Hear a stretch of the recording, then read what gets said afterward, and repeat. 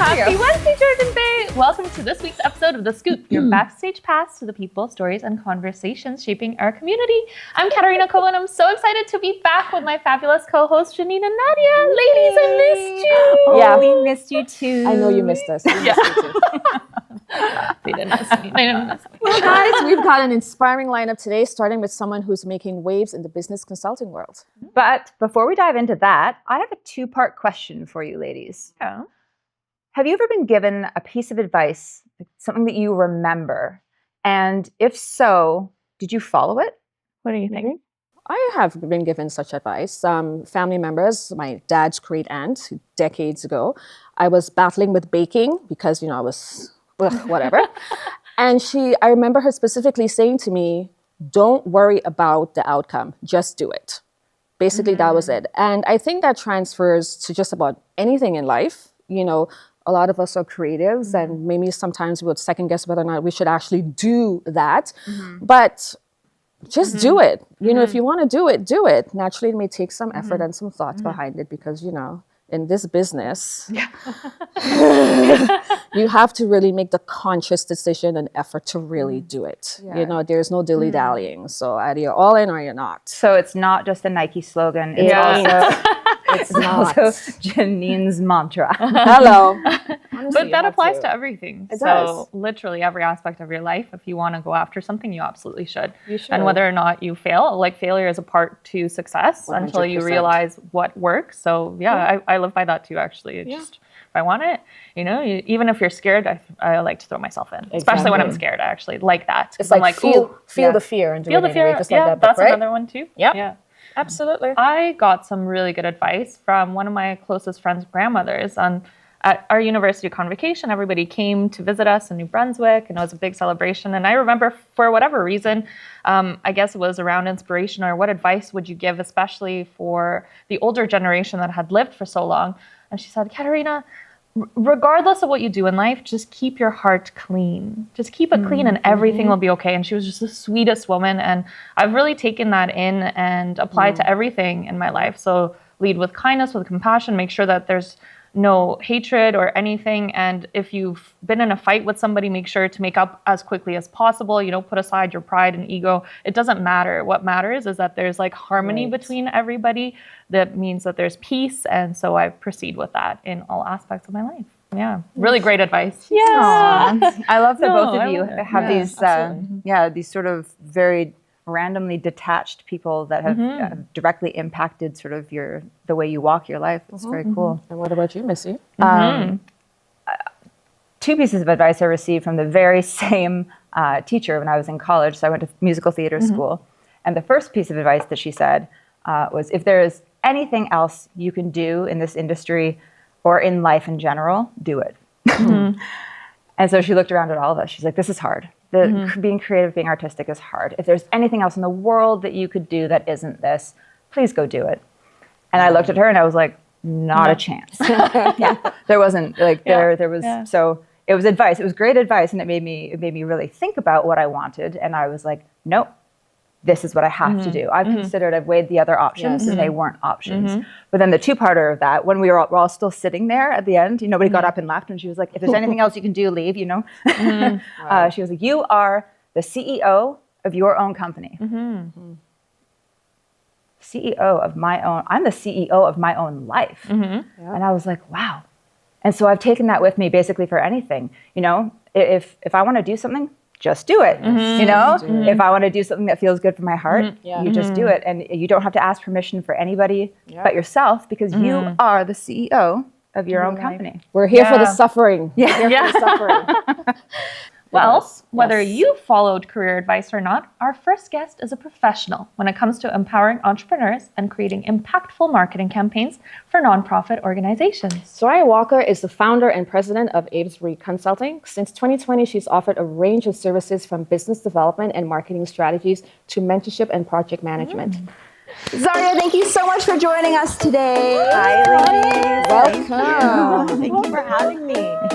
let's start with your story. What inspired you to start Avesbury Consulting? So I went to what's now called Toronto Metropolitan University, and I studied law, business, and human resources. And I graduated in the height of the pandemic. The original plan was to go to law school, but I didn't see the point in spending thousands of dollars to do law school behind a screen. So I pivoted. I launched Avesbury Consulting during the first wave of the pandemic to help business owners adapt to sudden restriction changes. And at the time, I focused more on helping them transition to online to stay afloat. For example, if there was a hair salon and they had a lot of inventory and like products that they could sell, I would develop an e-commerce store for them, help them get online and offer some online virtual workshops on how to dye your hair, how to cut your hair at home, things like that. And what began as a digital transformation service has now turned into a full service consulting firm. Wow.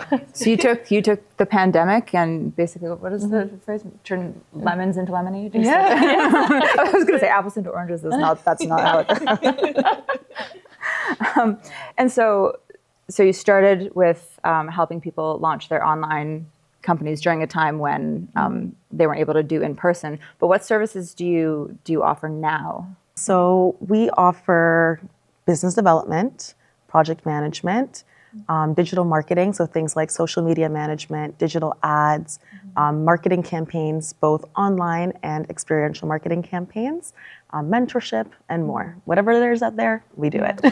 Wow. People that you've worked with, are you allowed to talk about any success stories? Yeah. People you've helped sort of go from that like beginning to seeing the finish line? Yes. So one project that I'm always super excited to talk about is I have a longtime client that is actually the host of Salsa on St. Clair in Toronto. And they have been the host for the past 20 years. This is the 21st year. However, when people come to the festival, they have no idea that my client is the host behind the event. So last year, I launched a marketing initiative that was an experiential marketing project where we engaged over 2,000 people directly, and it focused on driving the brand awareness. So this particular client represents 100 businesses along St. Clair West. Wow. So I help them market each and every one of those businesses on their platforms. So what this project focused on was driving some traffic and impact about those businesses. And the project was so successful that it actually won an award from the City of Toronto for driving community impact and innovation. Wow. Congrats. Thank you. It's definitely something to be proud of. Absolutely. I mean, it's no secret for any of us who are entrepreneurs that it can be challenging and it can come with its challenges. Do you have any fun stories that you can share with us? Well, what I will say about that is as a solo entrepreneur, I wear all the hats. I do the bookkeeping, the marketing, the project, client acquisition, everything. And it is a very stressful and lonely process. Keeping that in mind with the other entrepreneurs that I work with, what I try to do and what my business really focuses on is working with my clients as a teammate. So I am with you 100% every step of the way. I'm with you to celebrate your wins, there to comfort you in your losses, and I'm always just a phone call away when things get tough. Right. Are you a sole entity? It's just you, yourself, and you? Yeah, me, myself, my coffee, and my computer. Wow. Yeah, I mean, that's incredible. That's a lot of hats to wear. I mean, that's inspirational, though. I mean, for anybody who's looking to start maybe their own company or even just has that idea to launch the next step in their business, what kind of advice would you have for people? Launching a business comes with a lot of risk, comes with a lot of nervousness and anticipation. I say if you have an idea that's been tugging at you, a vision that you're just not sure how to get it off the ground, just take the step and do it. There's Just do it. Just do it. This is our theme. Yeah, I know it's a difficult process, but again, I try to serve as a resource. So what my business tries to do is take you from ideation all the way to expansion. So I work with a lot of people that just come to me with an idea, just a little inkling in their head that they just want to figure out how to lay the groundwork for. And I just say, like everything, just take the risk because you could have so much freedom, happiness, and rewards when you do so. Absolutely. You never know until you try. Exactly. Absolutely. It's true. And it's definitely helpful to have you in their corner because a lot of people, maybe us included in certain aspects, like it's hard to get everything in. And that's why I think it's remarkable that you do it all, because that's just so much. There's so many elements that are new or foreign, or just you have no idea how to do it. So it's And I mean, I think all of us need, legal advice at some point along the way, or, just any of those sort of the contract-based stuff that you're like, but I'm a creative. I don't need to worry about that. And then, you do. You always do. You certainly do. Zariah, thank you so much for sharing your insights and experiences with us. Your dedication to empowering entrepreneurs is, girl, ever so inspiring. Thank you. Coming up next, our very own Katerina is switching seats from host to guest as she shares her journey as a contemporary fine artist and her mission to raise awareness for endangered species through her work. Yeah, I've been looking forward to this one. Don't go anywhere. We'll be right back after this quick break. Thank you. Thank you, guys. Thank you so much.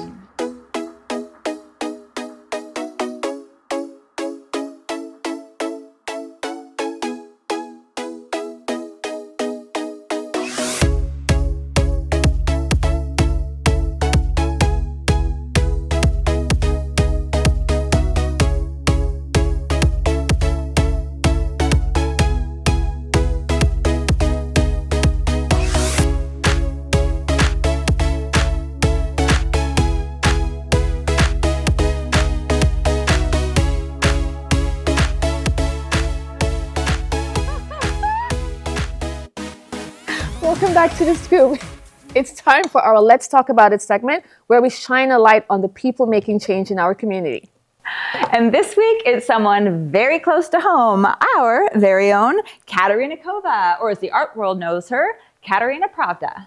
Katerina is an award-winning contemporary fine artist, and her work is more than just beautiful. It carries a message. Through painting, illustration, and mixed media, she explores the deep connection between humans and animals and uses her art to advocate for those who can't speak for themselves. Hey, I'm Katerina Pravda, a contemporary fine artist with a passion for creating harmony between people and animals. When I'm painting animals, it starts with the eyes. Eyes are the storytellers in painting, conveying emotions that transcend language, even across species. The eyes invite us into a shared experience where emotions speak louder than words ever could. All my animals are in elegant clothing. By weaving the wild into what we wear, I aim to create a deeper connection between us and the natural world, reminding us that fashion can be more than just a statement. It can be a tribute to the harmony and balance we all share with the planet. My art reflects this dream, blending human and animal forms to highlight our deep connections with nature. Through these surreal combinations, I hope to inspire you to rethink how we coexist with the world around us.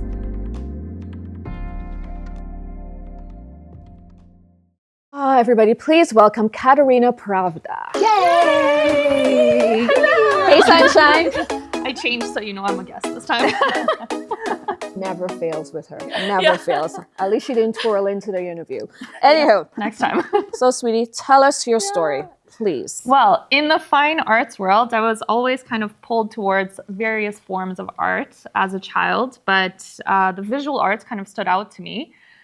For whatever reason, I would just spend hours drawing, painting. I went to a little academy in St. Petersburg that was kind of like in between kindergarten and school. And there I learned visual arts, so they taught me all different things. I also learned languages there and drama and music. So I was always learning everything, but I would spend the most time painting, drawing, and exploring. So when we moved to Canada, the same thing kind of continued. I kept evolving all of the different artistic points, but it wasn't until I was like 10 or 11 that I told my parents, I'm like, I need to go to art school. Like, this is it. I was already full with like dance and taekwondo and all of these other lessons. They're like, where are we going to fit it in? And I'm like, I think on Sunday we have like a few hours.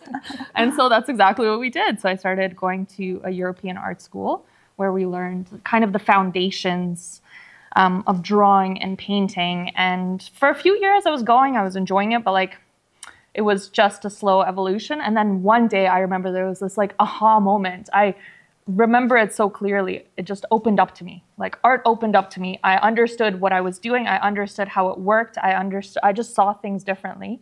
And I started like whipping out paintings. And my teacher took notice and she's like, this is very rare, and like, so for years after that, just kind of evolved. And when it came time to decide on a career path, I actually chose the visual arts, but I also applied for university for environmental conservation because those two went hand in hand for me. And so I was trying to decide on what best way to help save animals and the environment. And it was just when I stepped foot at Mount Allison University, I was like, this is it. This is the one. And it happened to be fine arts. So That's amazing. So tell us how you decided to actually incorporate, animals, non-human, into your artwork. That's actually always been around. I've taken a peek back at my very first drawings as a child, and it's always been the same kind of concept. People and animals living in harmony and in peace and in happy times. So it wasn't until later that I realized that everything that I try to preserve and conserve, it's been the same way, but just in different ways that I've shown it. In drawing form now, a lot of the concepts are people and animals stripped down to their basics. So it's a lot of dancers, because I find when we're dancing and moving, you're kind of with the environment, with everything else, with that energy. So I've stripped them down and placed them together, kind of intertwined with the environment. And then I have my surrealist form of species where I put them together. And that kind of was born from many years. I mean, I've been doing this for more than 10 years outside of university already. So showcasing the work and developing the concepts, but really it's been almost 20 years thinking about this, considering how to showcase it to people and what best way to represent the ideas. So the idea to birth, or I guess create one form with a human and an animal, came when I was doing my exchange in Australia. I did a university exchange, and that really opened it up for me because people live such a different, more creative, more open life. And a lot of the students there were actually not 20 years old. Everyone was kind of around 40, 50, just very few. So their second kind of career or their path that they were pursuing. So I learned a lot from them. And the professors were like, get out of your own way. Stop being so restrictive with your art, which was kind of the consensus of the study in university here. In the Canadian system it was open, but it was still very, very structured. So there it was just breaking free from that. So that's when, for whatever reason, creativity can be very elusive, and you're thinking about these concepts, but it just comes together one time. And there was a lady on a chair and with a zebra head, and that started the whole thing. I only came back to it years later to the concept and evolved it. But yeah, to shift how we see animals, basically. You donate a portion of your proceeds to charities. Which one of these charities are more important to you or closest to your heart? There's so many, but I always try to find a few every year. So last year it was the Georgian Triangle Humane Society and Procyon Wildlife Center. So I always try to do one domestic and one wildlife, or an ecological one. So try to balance as much as possible. Hopefully one day I can just have it be a full nonprofit, so then I can just allocate the resources to all of the different charities, because they always need so much funding. Most of them are just run on donations, especially the wildlife ones where people don't really know, they're not really closely connected to the animals or endangered species.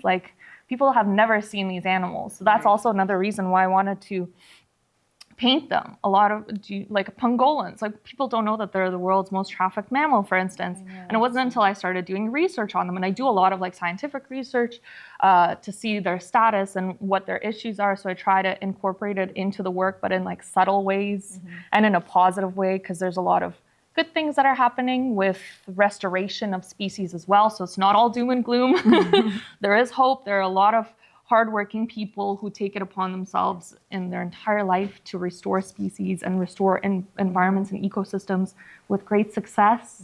So it just takes a lot of effort once we've let it go down the path of 6 mass extinctions. So And you volunteer at some of these organizations too, right? So I couldn't quite get away with not having my hands in it as well. So I did it with the Toronto Wildlife Center, which for Toronto, you don't actually realize how many wild species are around. So we got to handle, first I was in the raccoon with little raccoons and squirrels in the nurseries, and then upgraded to wildlife. So we had some really great training and just feeding and cleaning and making sure that their spaces were well kept and they were well taken care of, and the vets were there as well on a volunteer basis to help them recover. And then there was somebody else for the re-releasing into the exact same place where they were taken. So it was a massive operation. So beautiful respect for all of.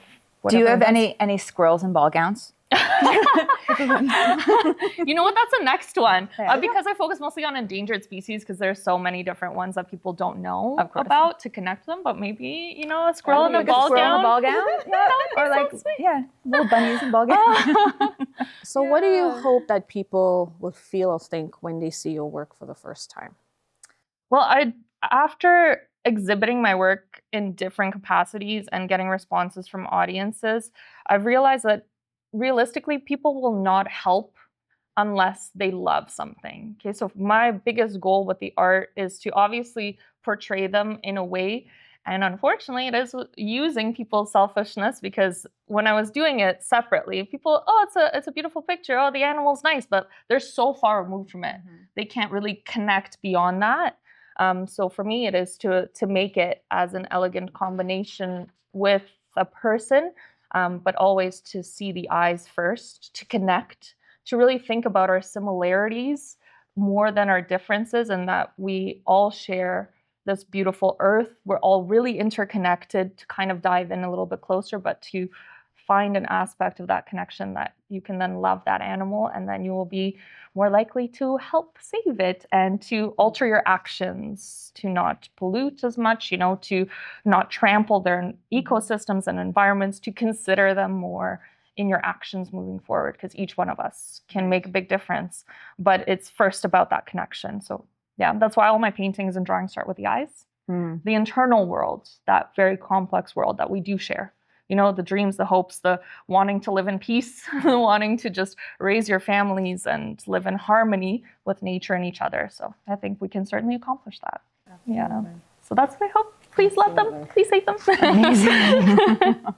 Well, Katerina, thank you so much for sharing your story. And we already knew you were amazing, but it was so nice to learn about a little bit more about that part of your life and your world.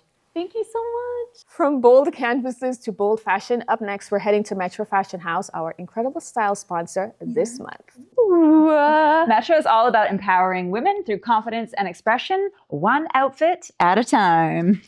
Stick around. We'll be right back. What was that? I like that.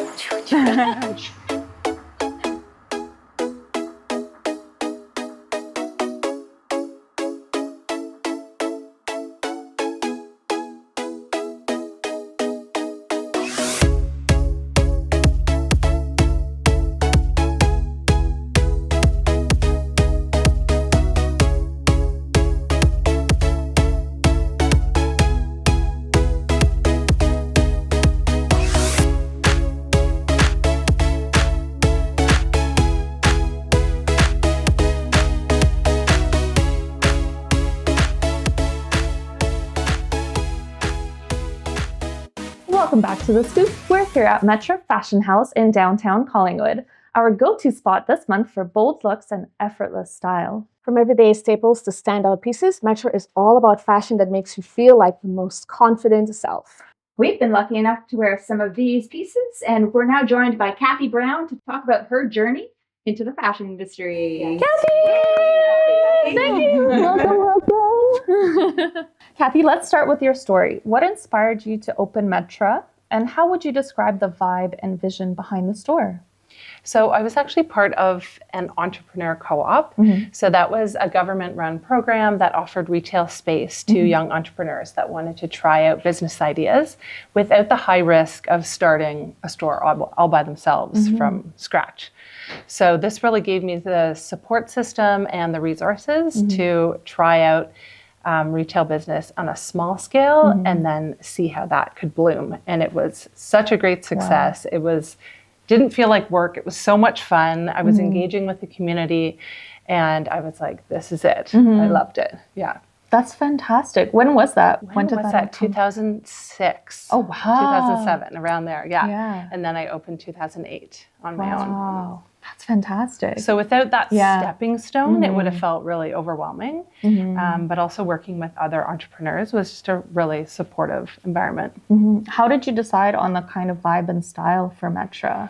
So Yeah. my initial proposal to that program, I was teaching yoga at the time. So that's what my proposal was. And they said, well, it's actually just a retail concept. So how can we maybe take that and meld it into more of a retail product-based business? So that's when I pulled in some yoga wear and then built out kind of a sustainable casual lifestyle brand. And then from there, as I dove into the fashion world, I just found so much more. And after opening my own store, Aware, That was I the really first, felt right? that was Aware, the first. yeah. Yeah. So more casual, yoga-based, sporty. And then I was like, oh, I think this really deserves a whole other space with its own vibe. So that's where Metra was born. Wow. Yeah. That's wonderful. We've been lucky to certainly wear some of your stunning pieces on this show that you've seen. How do you go about curating the looks and the brands that you bring into this shop and then the store? Yeah. So through travel and looking at a lot of street style, mainly from Denmark, I really appreciate the Danes and how they style their clothing, and focusing on Montreal as well as a hub for inspiration, and just going to as many showrooms and fashion shows as I can, just to really seep myself in the culture of fashion and just in how I can bring something surprising, unique, and beautiful, and also practical that women can wear every day. Well, you've certainly done that here and have made Collingwood a much more fashionable place to be. What advice do you have for someone who's looking to elevate their style but doesn't know quite where to start? So I think starting with your everydays. So what are you drawn to? What do you pick out of your closet already every day? And define that style. So is that sporty? Is that casual? Is it basic? Is it flourishing? Is it maximalist? And then what is your aspirational style? So what would you like your style to look more towards? So do you want it to be a little cleaner, a little more minimalist, a little more posh or polished? So then we want to marry those to your natural style, which is what you actually wear, with what you want to bring in. And we want to meld those two together. So looking at your closet, how can you pair this new direction? So if you're wanting to be more posh, then we pick like a blazer that's very beautifully tailored and maybe in a fun color, but we pair it with one of your everydays. So it's a jean that you love. Maybe it's a boyfriend jean. So you put that posh blazer with this like edgy boyfriend jean that brings in your style, and now it's uniquely yours. Wow. That is fantastic. So I think now is the time for you to style us and show that right in the works, how it comes together, how to elevate that style a little bit in a fun what not to wear, how to elevate your style segment. Perfect. Shall we do it? Love it. Yeah. Okay, let's do it.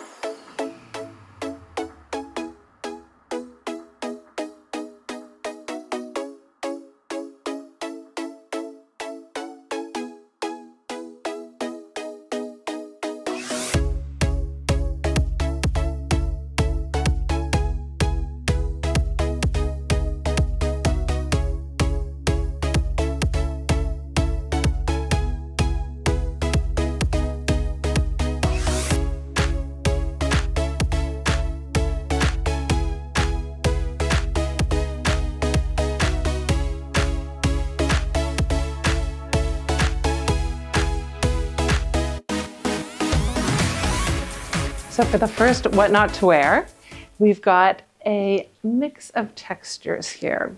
So although it feels like, oh, this perfectly matches, we've got black and white in the shoe, we've got black and white stripes in the sweater, and then a black and cream theme in the bag.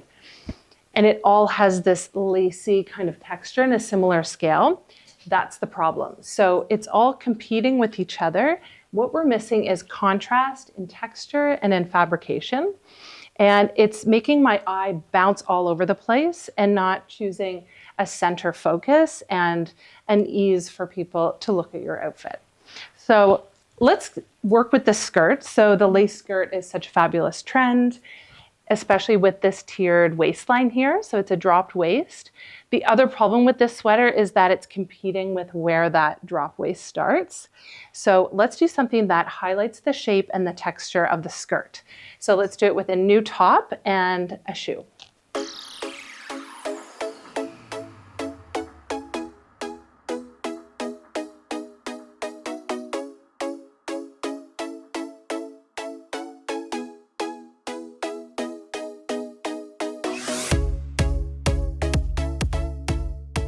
So for our second what not to wear look, we have Janene.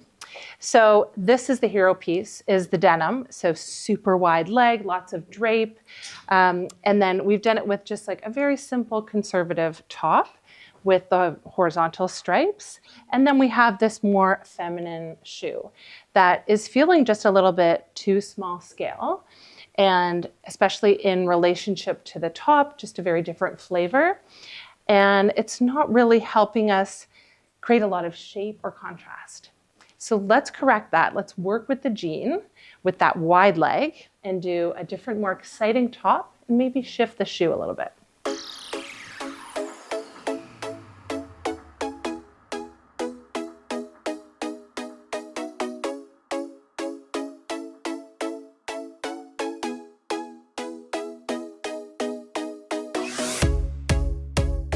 So for our third what not to wear look, we are styling this balloon skirt. So it's got this bubble hem at the bottom in this beautiful khaki green. And we've paired this really cool piece in lace. I love the color. This blue is fresh for spring. And then we've got a very dressy dance-like heel. So altogether, we're just missing that edge. And I feel like this blue and the palette of the green just really isn't working for me, maybe with more of a white skirt, but even still, the fabrication just isn't really pairing well. You know when something's bad, it's sometimes hard to think of what's good. So let's see how to correct this outfit for celebrating this skirt and really making the most of the shape.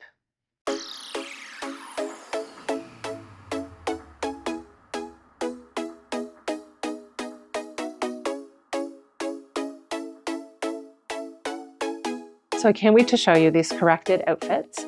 I think it's a great way to emphasize the fact that buying pieces is not as easy as we think. I think it's really smart to have a good idea of what am I pairing this with, where am I wearing this to, and if it's replacing something I already have in my wardrobe, how is it different than that piece I already have? So let's see the corrected outfit from Kat. So this is with the lace skirt. So now it is so chic and cool and right on trend with this crop denim, very square, boxy top. And it really shows off the whole silhouette of the skirt. So we've got this like tougher fabric on top and then this ultra feminine movable fabric below. And then what we've done is just a more kind of wrap sandal that's easy, casual, and really comfortable. You can wear that all day long and walk all around. And we picked up the brown in the sandal in her sunglasses, which this is my favorite silhouette for sunglasses right now. Looks amazing on you. So here's the correction for those amazing wide leg jeans. So here we just really had fun with a more edgier print and then something that had a bit more volume and width up top to balance out the wider pant. So this is like a fun little button up. We just undid the top for a little more skin. That's the other trick when you have a lot of fabric is to just show a little more skin if you can, and that will balance it out. So then we did this really fun shoe, which elongates the leg. A pointy toe always looks good with a super wide leg, as opposed to something chunky and square. And then just highlighted that silver in the necklace and brought these fun sunglasses that just totally suit Janene's personality.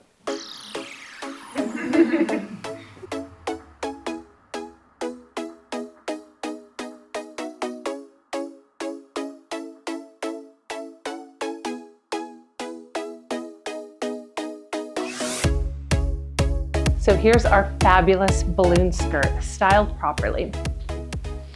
So what we've done is kind of mimicked that balloon shape of the skirt and brought it into the sleeve. So if you can see, the side profile has some ruching and elastification. So it gives that volume and that kind of scoosh to the sleeve and some more interesting texture. And then the eye really just goes to that skirt and the shape. So the reason why I chose this bag is it's a circular shape. When it's held in front of this more triangular skirt, it's just an interesting contrast of shape. And then I just accented more black to bring the edge with the shoe as well, bringing in this mesh texture, which is such a hot trend for the spring, summer.